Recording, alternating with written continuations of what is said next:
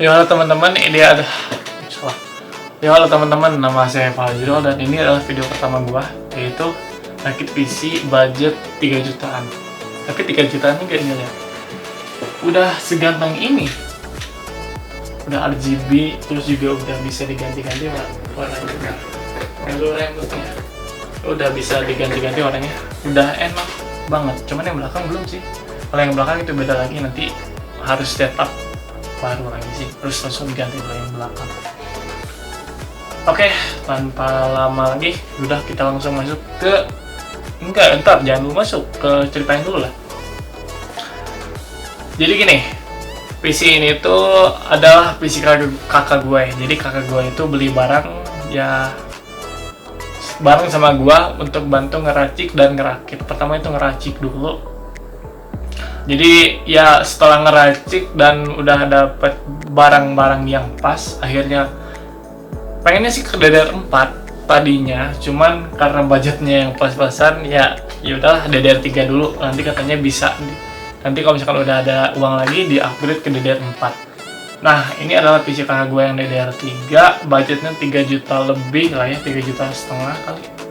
Iya, 3 juta setengahan. Nantilah di akhir video gue kasih total budgetnya. Yuk, tanpa lama lagi kita langsung masuk ke pembahasan soal komponen-komponen yang ada di dalamnya. Stay tune.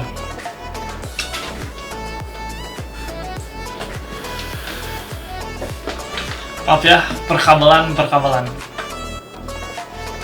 ada. Kalau misalnya kalian nggak kelihatan ya maaf aja ya.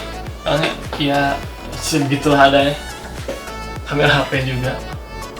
Oke, pertama gue jelasin dari komponen yang paling utamanya dulu ya, yaitu adalah motherboard, prosesor, motherboard sama prosesornya. Jadi motherboard prosesornya itu beli dengan harga 1 juta. Itu yang paketan ya, paketan 1 juta yang isinya itu adalah motherboard Asus HP8H61MX. itu betul salah atau benar itu bacanya, pokoknya ya Asus H61 dan si prosesornya itu adalah i5 3570.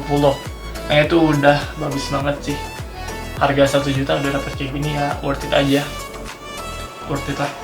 Dan yaitu harganya 1 juta. Nanti lihat aja di link deskripsi dan gambar ini, kalian lihat aja. RAM-nya DDR3 4GB kali 2 keping 1600 mHz. Kalau mau beli nih kasih lagi halo ceritanya ada di layar. Dan terus langsung ke VGA-nya dulu ya. VGA-nya itu pakai Gigabyte GTX 750 Ti. Ini kalau di budget sejuta, untuk VGA sejuta ini the best sih. Dibandingkan 1030, lu mending ambil VGA 750 Ti ini daripada harus ngambil GTX 1030. Kalau mau upgrade ya upgrade ke 1050 Ti, boleh, bisa.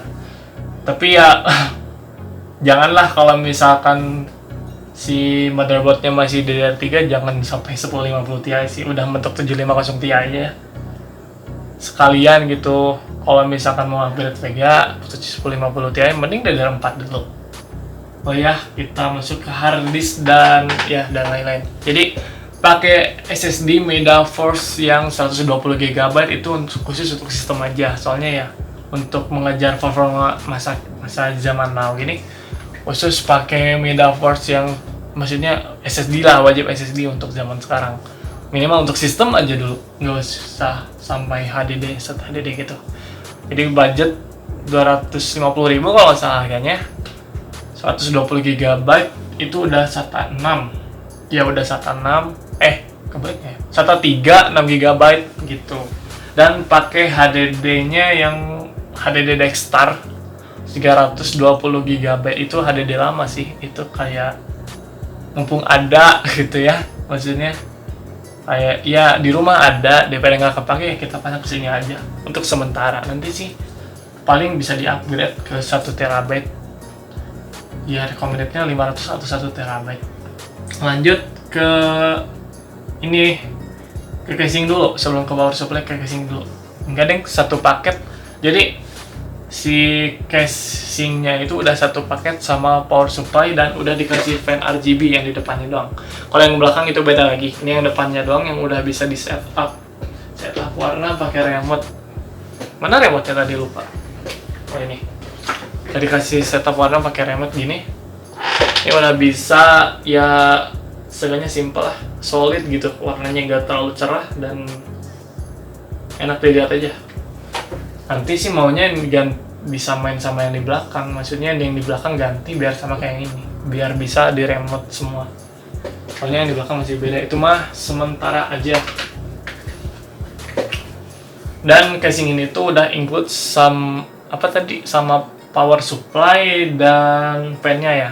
Harganya 1 juta. Ya 1.100.000 lah kalau nggak salah. Coba lihat aja dah itu. Link ada di deskripsi, jangan lupa. Dan power supply-nya gua lupa jelasin, itu power supply Digital Alliance. Soalnya emang casingnya juga, oh ya gua lupa nyebutin nama casingnya. Jadi casingnya itu adalah Digital Alliance N21 Cube Gaming Case, Digital Alliance N21 pokoknya gitu. Udah include sama power supply dengan 80 plus, udah sertifikasi 80 Digital Alliance dengan 80 plus bronze yang udah 550 watt.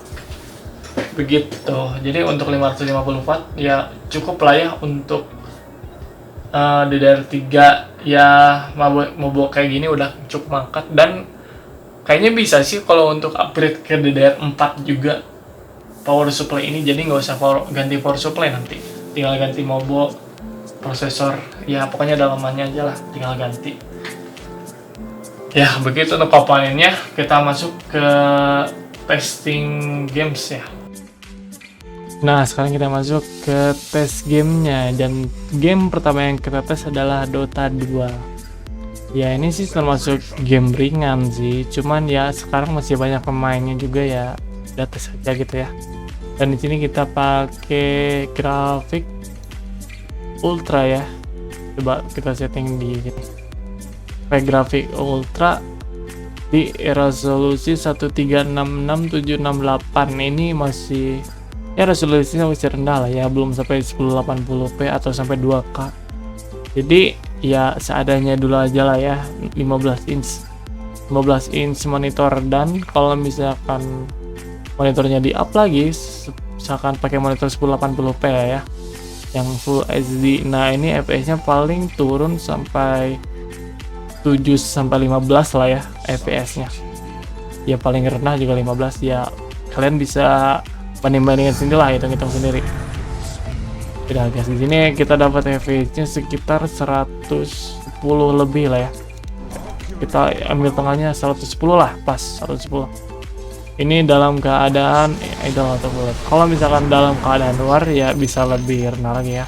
Kita tes VGA-nya. Kita coba ya. Kita kuras habis VGA-nya. Salah.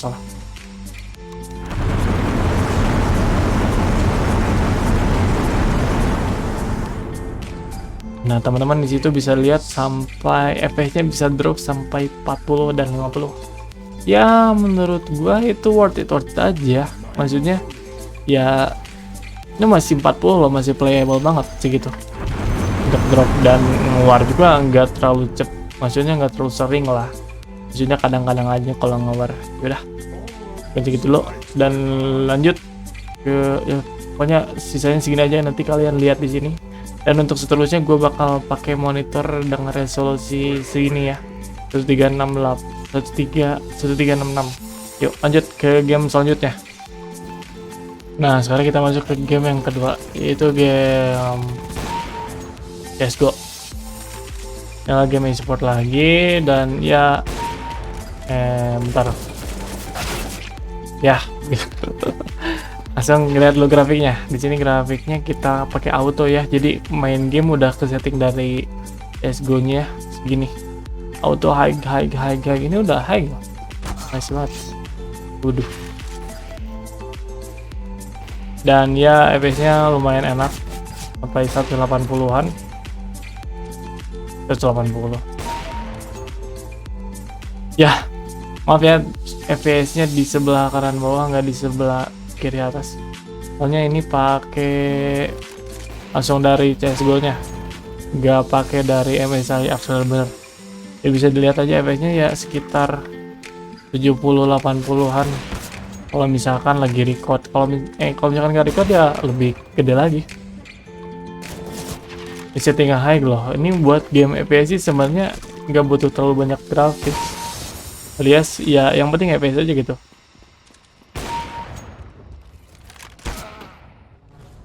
Udah, kita langsung lanjut ke game ketiga. Nah, kita masuk ke game ketiga, yaitu adalah game Rocket League. Ini game e-sport juga sebenarnya, dan ini juga game maksudnya nggak terlalu banyak diketahui sama orang, dan ini adalah game bagus banget menurut gua. Ini kita coba tes. Oh ya, gua lupa ngasih grafiknya. Tunggu. FK dulu. Nih, kita main di grafik, di video, pokoknya ini high quality. Oh, dan gue juga masih tetap pakai resolusi segini ya, masih layarnya masih ya seadanya. Udah bilang tadi. Ya, kita main pokoknya ini di high aja, full high vertical shift-nya. Ini buat pakai FPS aja. Yuk. Kita coba. Ini playable banget sih. Di FPS 60 juga udah playable banget.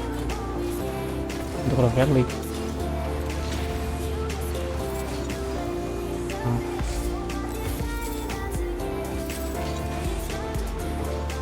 Udah, kita langsung lanjut ke game keberapa ya? Keempat ya? Game e-sport udah ada 3, atau nih game keempat apa nih ya?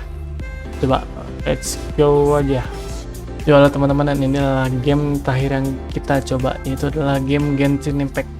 Ini adalah game yang hype banget di akhir tahun 2020 ini. Dan ya, kita langsung coba aja. Kita lihat dulu grafiknya. Grafiknya itu di setting di apa ini ya? Oh, di high. Oh iya, udah di high aja langsung. Oh, oke. Ini udah langsung setting high ya. Gue nggak apa-apain padahal. Langsung setting high. Oke, dan FPS-nya juga 60. Gue ngeliatnya nggak sampai segitu FPS-nya. Lain sekali nih. Ya udah, kita langsung coba aja ke domain.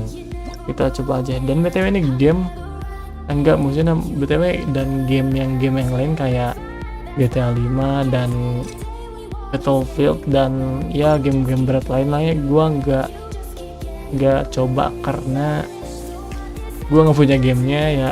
Gua juga belum beli gamenya ya. Udah deh, di game free to play aja ini. Game ini aja maksud gua. Ya ini game udah berat sih. Ya berat banget lah di game. Dan kita bisa main di high. Wow, ini enak banget. Tapi resolusinya masih 1366, belum 1080 ya, kayaknya bisa turun sih kalau misalkan 1080. Kita langsung gas aja. Di sini high ya, jangan lupa nih high, dan FPS-nya 60. Kok kayak kurang gitu. Oh, ini bisa sampai drop 40 sih untuk FPS-nya. Ya, menurut gua untuk game, khususnya game kayak MLB kayak gini ya 30 fps aja udah bisa playable gitu, tergantung kalian juga sih sebenarnya. Cuman menurut gua pribadi ini udah playable banget.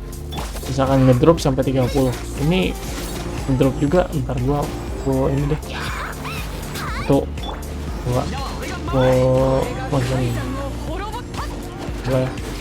ini ya bisa sampai 40 30 lah ya paling rendah, dan itu gua masih worth it aja. Enggak ya, worth it tuh enggak. Tapi kalau misalkan game FPS kayak game CSGO, game PUBG itu ya pasti butuh banget FPS. Mbak, dia dengan kata lain ya mereka gak terlalu perlu grafik gitu kan, mereka butuhnya FPS. Walaupun grafik kecil yang di FPS gede ya itu bisa mainin aja game FPS. Tapi kalau game MMORPG kayak gini ya, ini meskipun meskipun FPS-nya kecil ya playable aja gitu.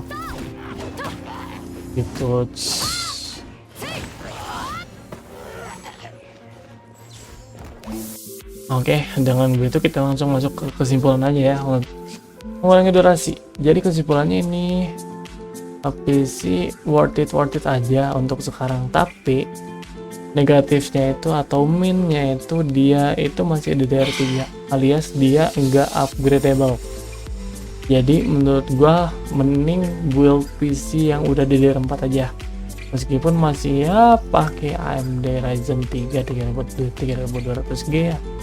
Masih pakai VGA board ya. Lanjut aja gitu, udah DDR4.